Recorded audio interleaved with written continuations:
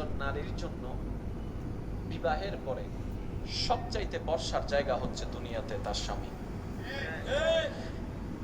একজন নারীর জন্য, সেটা শুধু ইসলাম ধর্মীয় ল অনুযায়ী না, সারা বিশ্বের ল অনুযায়ী, প্রত্যেকটা মানুষের সেন্স, আপনার প্রত্যেকটা মানুষের ব্রেন অনুযায়ী, একটা নারীর জন্য সবচাইতে বিশ্বাসের জায়গা হচ্ছে দুনিয়াতে তার স্বামী। একজন নারীর জন্য সবচাইতে দুনিয়ার বর্ষার জায়গা হচ্ছে তার স্বামী। একজন নারীর পৃথিবীতে সবচাইতে অন্তরের মধ্যে সবচাইতে ভালোবাসা পৃথিবীর বুকে তার স্বামী। আরেকটু জোরে। কোন একজন মেয়েকে জিজ্ঞেস করেছিল যে আপনি যাকে যাকে ভালোবাসেন একটু লিস্ট করেন। লিস্ট করার পরে ওনাকে বলা হলো যে আপনি এখান থেকে লিস্ট এখানে কাটতে থাকেন, কাকে কাকে আপনি ফেলে দিবেন। এভাবে কাটতে কাটতে কাটতে কাটতে কাটতে কাটতে এক সময় উনি সবার নাম কেটে দিলেন, স্বামীর নাম রেখে দিলেন। তো জগৎ প্রশ্ন করলো, আপনি এটা স্বামীর নাম রাখলেন কেন? সবাই আমাকে ছেড়ে দিতে পারে, আমার স্বামী আমার হাত কখনো ছাড়বে না, এটার নাম হচ্ছে নারী জাতি। সুবহানাল্লাহ।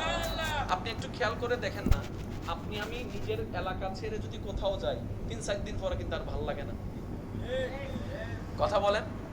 নিজের গ্রাম ছেড়ে গেলে, অনেকে বিদেশ থেকে আসার পরে দেখবেন গ্রামে নামার পর আগে লম্বা করে নিঃশ্বাস নেয়, এই যেন সে কোন প্রাণ খুঁজে পেয়েছে। গ্রামের সে মাটির গন্ধ তাকে অভিভূত করছে, গ্রামের সে চাচার চেহারা তাকে আনন্দিত করছে। ওই যে অনেকদিন দেখে নাই, তো যে যেখানে জন্ম হয় তার প্রতি একটা ভালোবাসা থাকে।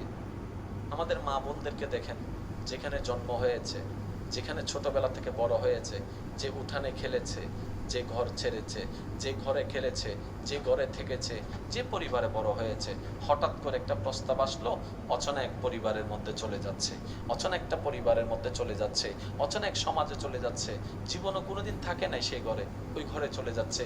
দেখে নাই কোনোদিন মানুষটাকে, ওই মানুষের ঘরে চলে যাচ্ছে। এবার একজন মানুষ হঠাৎ করে এইরকম সিচুয়েশন কিভাবে কমপ্লিট করতে পারে, অবাক লাগে। মনে রাখবেন, আল্লাহ তাআলা যদি আমাদের মা বোনদেরকে ধৈর্যের পাহাড় না বানাতেন, হয়তো এই পৃথিবীতে পরিবার নামটা থাকতো না, সংসার নামটা থাকতো না। আপনি আপনার মায়ের দিকে দেখেন না, আপনি আপনার দাদি নানির দিকে দেখেন না। আমাদের দাদি নানি মারা যদি ধৈর্যের পাহাড় না হতো, আজকে সংসার পরিবার টিকতো না। ওনারা হাজার কিছু সহ্য করে সংসারকে টিকাই রেখেছেন। সুবহানাল্লাহ।